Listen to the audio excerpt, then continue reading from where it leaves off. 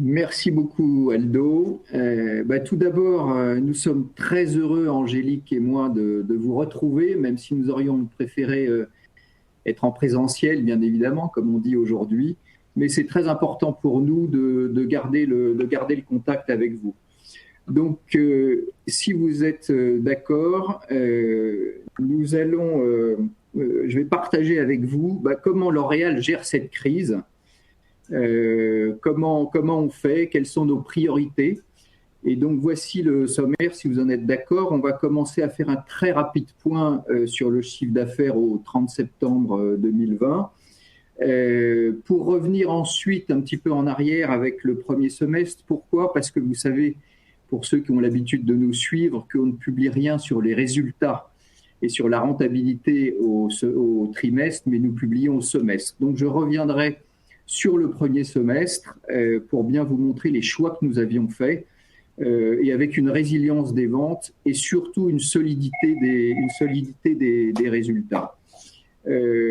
Après, je vous parlerai d'une amorce d'une nouvelle phase qui était le deuxième semestre que nous sommes en train de vivre pour l'instant. Toujours pareil avec ce choix de renouer avec la croissance. Ensuite, je vous parlerai un peu du marché sur lequel nous sommes et nous avons confiance dans l'avenir de la beauté. Et enfin, Angélique reviendra sur un point très important, c'est les relations de L'Oréal avec ses actionnaires.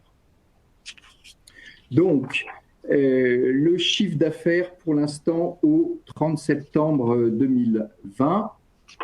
Le troisième trimestre, donc L'Oréal renoue avec la croissance, avec un troisième trimestre qui est en positif, à plus 1,6% à données comparables.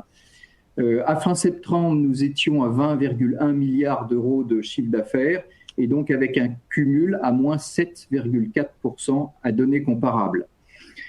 Avec des atouts qui ont été une croissance exceptionnelle de cosmétiques actives à plus 15,2% à données comparables. Une autre force était la progression du e-commerce qu'on va retrouver tout au long de l'année, qui représente quasiment un quart du chiffre d'affaires maintenant, et avec une croissance de 61,6%.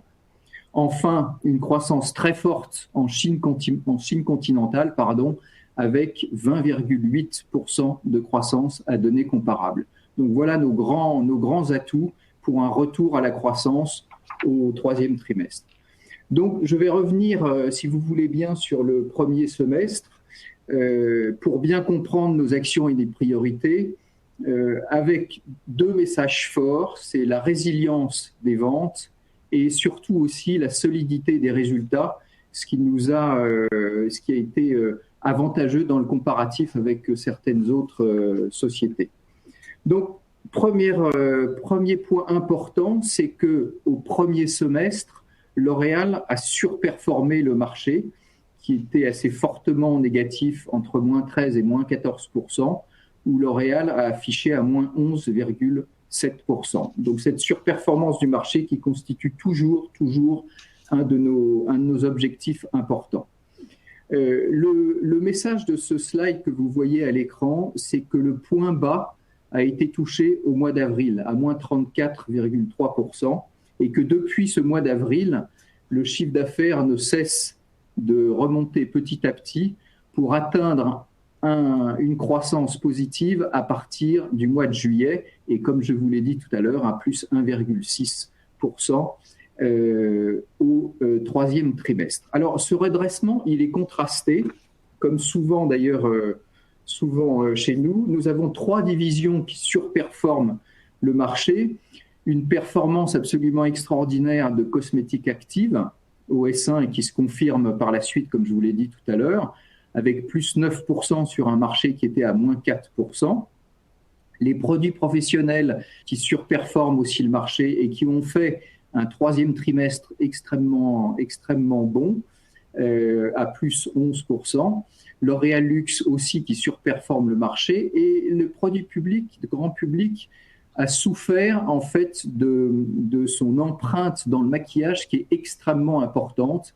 Et comme vous le savez, le maquillage, effectivement, a subi de plein fouet cette crise du Covid, que ce soit avec le confinement ou que ce soit avec les masques. Mais quand on retraite de ce maquillage, les produits grand public surperforment le marché. L'Oréal, une autre des grandes forces que j'évoquais tout à l'heure de L'Oréal, c'est bien évidemment la Chine. Donc au S1, vous voyez qu'au T2, L'Oréal avait cru de 30%. Vous avez vu tout à l'heure que c'est plus de 20% de croissance au global des 9 mois. Et ce qui est important de voir, c'est que L'Oréal tire vraiment le marché chinois qui, au S1, était à moins 4%, alors que nous étions à plus 17,5%. Une autre de nos forces sur lesquelles on revient déjà depuis un certain moment, c'est l'explosion du e-commerce. Et nous étions prêts à en profiter, si j'ose dire. Donc maintenant, ça représente quasiment 25% du chiffre d'affaires du groupe, avec une croissance de 65%, ce qui est 2 fois plus rapide que le marché. Alors, ce que vous voyez sur cette slide, c'est que il y a 2 bonnes nouvelles en fait aussi. La première bonne nouvelle, c'est que même après la réouverture des magasins, le e-commerce a poursuivi sa croissance extrêmement importante. Donc, ça n'est pas un épiphénomène. Nous croyons vraiment que ça va continuer. Et la deuxième bonne nouvelle, c'est que ça ne se passe pas qu'en Chine ou qu'en Asie. Il y a aussi aux États-Unis ou même en Europe de l'Ouest où ce marché croît énormément, ce circuit croît énormément. Alors tout ça, là, ce que je disais en introduction, nous restons toujours, nous, sur un business model de croissance rentable. Donc nous avons réussi à préserver cette rentabilité, donc avec un S1, une rentabilité à 18%, et un recul assez limité du bénéfice par action à 3,82 versus 4,38 l'année dernière. Comment nous avons fait ça? Tout d'abord en préservant une marge brute très forte, puisque nous sommes à 73,1%. Le deuxième axe, c'est une réduction des frais de fonctionnement, comme vous pouvez voir sur ce slide, à 2,7 milliards contre 3 milliards auparavant. Ce qui nous a permis de maintenir nos moteurs de croissance, qui sont tout d'abord des moteurs à long terme. Ce que vous connaissez chez L'Oréal, la base de tout, c'est la recherche. Donc, nous avons réussi à garder notre effort, même une croissance relative des investissements en recherche et un maintien et même une croissance aussi en valeur relative des frais publics promotionnels afin de soutenir nos marques et de, si possible, gagner des parts de marché. Donc, tout ça en respectant ce qui a été, dès les tout premiers jours, les priorités numéro 1 du groupe. Premièrement, la protection de nos collaborateurs, avec des mesures sanitaires et de sécurité extrêmement drastiques. Nous avons gardé 100% des emplois, pas de recours au chômage partiel, et 100% du salaire fixe pour tous nos collaborateurs. Le deuxième axe, c'est la solidarité avec les soignants, où L'Oréal a fait le don de plus de 15 millions d'unités de gel hydroalcoolique ou de produits de crème pour les mains. Dans 40 pays, 70% de nos usines se sont mobilisées pour ceci. Et enfin, une grande solidarité avec nos partenaires. Nous avons ainsi gelé les créances de plus de 100 000 petits clients, que ce soit des salons de coiffure ou des parfumeries. Et nous avons, à l'inverse, réduit les délais de paiement de 9 000 de nos fournisseurs les plus vulnérables. Tout ça pourquoi? Vraiment un credo, c'est un soutien à tout notre écosystème.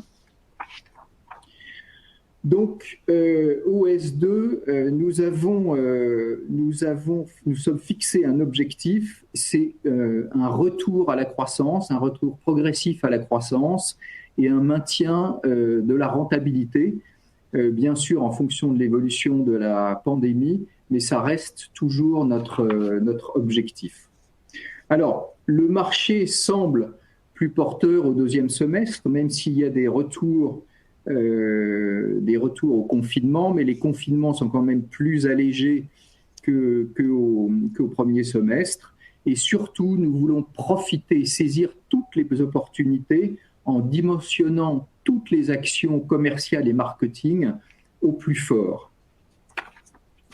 Pardon, j'essaye de passer la slide. Voilà. Alors, comment nous faisons? Tout d'abord, et comme d'habitude, le départ de tout, on essaye de pousser l'innovation et l'innovation produit, notamment, avec des très forts plans de lancement dans chacune des divisions. Vous voyez à l'image quelques exemples de ces lancements dans toutes les divisions. Deuxièmement, toujours pour appuyer là où nous avons des atouts, là où nous sommes forts, nous avons dopé tout ce qu'on pouvait faire dans le e-commerce, dans toutes les zones et dans toutes les divisions, avec des fortes croissances à 2 chiffres qui sont attendus, dans tous les circuits, donc pour essayer de créer une expérience dans ce qu'on appelle le online et le offline, qui sont des opérations jumelées en magasin et en ligne à la fois, et donc des partenariats très forts avec ce qu'on appelle aussi les pure players, c'est-à-dire des sociétés purement Internet. Bon, et tous les nouveaux points de contact aussi. Donc, on augmente toutes les ventes en live streaming. C'est on pourrait dire, le téléachat version moderne sur Internet. Ce sont des ventes animées sur Internet. Donc voilà, et tout le commerce connecté. En liaison avec ça aussi, c'est continuer à doper notre excellence dans le digital. Ça fait 10 ans que le digital est devenu une de nos priorités et vraiment ça nous sert maintenant. Donc qu'est-ce que ça veut dire? C'est toujours plus de services avec des essais virtuels. Vous pouvez essayer une coloration pour vos cheveux sur votre portable ou des colorations de maquillage. Vous avez des téléconsultations pour voir quel produit peut vous aller en fonction du type de peau que vous avez et aussi bien des testeurs virtuels en magasin. C'est plus de médias digitaux. Aujourd'hui, c'est plus de 50% de nos médias qui passent par le digital. C'est beaucoup plus efficace que le média traditionnel, même si bien sûr nous en gardons. Et c'est plus de connexion pour avoir toujours plus de contact avec le consommateur final. Donc justement, on y vient, c'est doper nos partenariats avec les consommateurs, donc des collaborations plus étroites encore avec les distributeurs, avec des business plans communs avec eux, et une exécution mondiale de ce qu'on a appelé Back to Beauty. Ce qui veut dire retour à la beauté, avec des plans conjoints avec nos distributeurs, des animations en magasin, des e-animations et des campagnes marketing. Voilà, tout ça toujours pour mobiliser le consommateur et le faire revenir à la beauté. Un lien plus fort encore avec les coiffeurs, il s'est passé quelque chose d'extrêmement important. Grâce à notre soutien au salon de coiffure, pendant le confinement, on est encore plus proche maintenant avec eux et on voit une augmentation considérable des nombres de formations des coiffeurs qui nous demandent de l'assistance et qu'on forme aussi au digital. On les aide aussi à revenir dans le business au plus rapidement. Et de la même manière, une relation beaucoup plus étroite encore avec les professionnels de santé pour notre division cosmétique active. Autre atout que j'évoquais tout à l'heure, c'est la Chine. Donc, pour doper encore la croissance avec la Chine, c'est miser avec puissance sur toutes nos grandes marques qui ont un impact énorme là-bas et les produits stars aussi, qui ont beaucoup d'impact là-bas. Donc, on essaye de surdimensionner les grands événements dont vous avez dû entendre parler, comme la Saint-Valentin chinoise ou le 11/11, comme on dit, la journée des célibataires, et qui ont a priori très bien marché. Et puis, toujours pareil, l'expérience de marque, qui est très important, et les ventes par live streaming, qui sont aussi très, très importants en Chine. Toujours pareil, dans essayer de pousser ce qui marche bien. Cette année, le maquillage, forcément, a des difficultés, marche un peu moins bien que les autres années. Et à l'inverse, le soin de la peau marche très fort. au point où ça représentait 35% de notre chiffre l'année dernière, et nous sommes à 40% maintenant. Et donc, nous avons un soutien très massif avec des lancements extrêmement offensifs tout au long de l'année. Donc, j'évoquais ça tout à l'heure, doper la puissance des marques. En fait, les très grandes marques, dans ces temps incertains, elles rassurent et elles sont aspirationnelles, elles donnent confiance. Donc, les gens vont plus vers les grandes marques dans ces temps incertains. Donc, on pousse à fond sur toutes ces grandes marques. Pour relancer toute cette activité, aussi, on a intensifié au deuxième semestre de manière très importante l'investissement dans les médias. Plus dans les médias digitaux, comme je l'évoquais tout à l'heure, pour être plus efficace et pour pousser vraiment à ce qu'on appelle une conversion, donc pousser à la vente et avec une hausse aussi du retour sur investissement. C'est plus efficace que le média traditionnel. Voilà, pardon. Et alors, toutes ces opérations de relance se font toujours avec une discipline extrêmement stricte pour protéger nos marges. C'est toujours cette histoire de croissance rentable qui est vraiment le business model de L'Oréal. Donc, un contrôle extrêmement strict des coûts. Les mesures que nous avions prises au S1 ont été maintenues au S2. Par exemple, le gel des effectifs, interdiction de voyager, des frais de consultants qui ont été quasi complètement éliminés et un contrôle très strict de chaque investissement. Une optimisation aussi de tout ce qui est publicité promotion, avec un basculement vers le digital, tout ce qui est testeur virtuel, voilà, et réduction du matériel en tant que tel dans les points de vente, ce qu'on appelle la publicité sur le lieu de vente. On essaye d'aller beaucoup plus vers le digital, c'est moins coûteux et c'est plus efficace. Et après, une transformation permanente de nos structures. Donc, on ne veut pas de grandes restructurations qui souvent présentent des risques. En revanche, on se repose les questions tout le temps pour essayer de se transformer en permanence et de s'adapter aux conditions externes.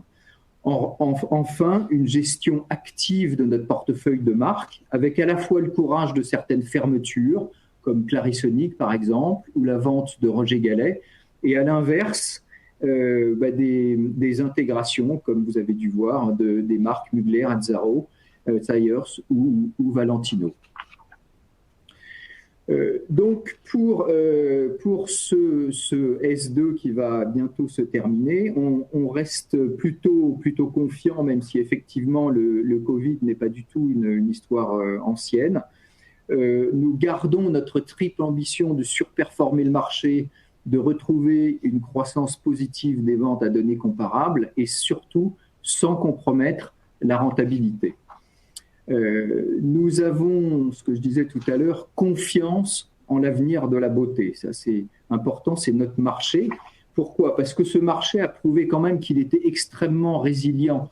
Vous voyez là, sur 20 ans, même pendant la crise de 2008-2009, il est resté positif. Sinon, il est autour de 4 à 5%. Cette année, effectivement, selon toute vraisemblance, il va être négatif. Mais c'est un marché quand même qui est très résilient et qui surtout est prêt à repartir extrêmement fort aux premières bonnes nouvelles.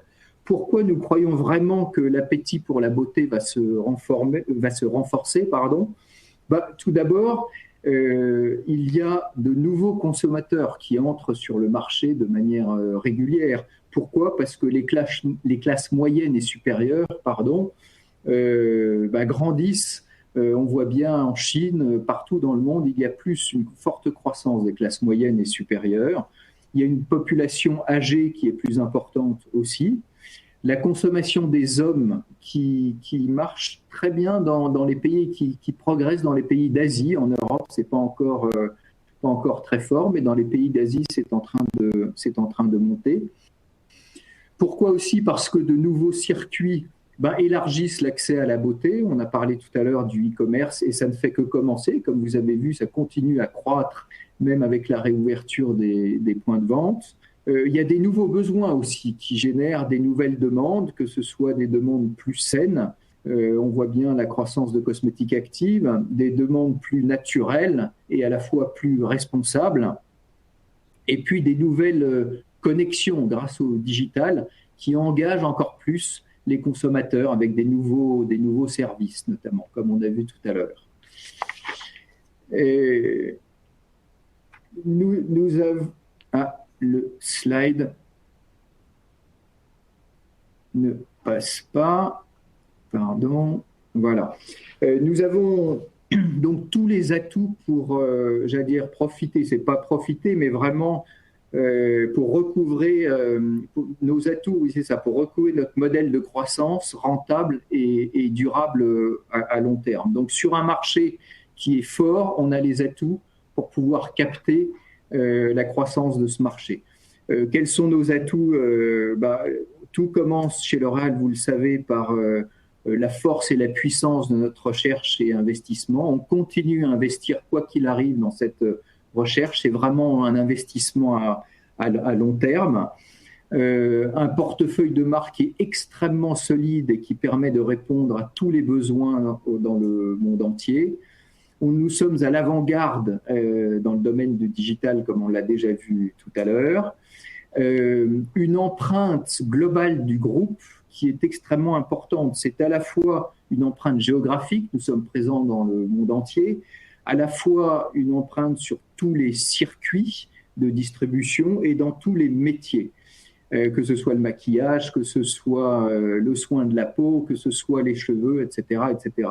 Comme nous disons chez L'Oréal, c'est rien que la beauté, mais toute la beauté.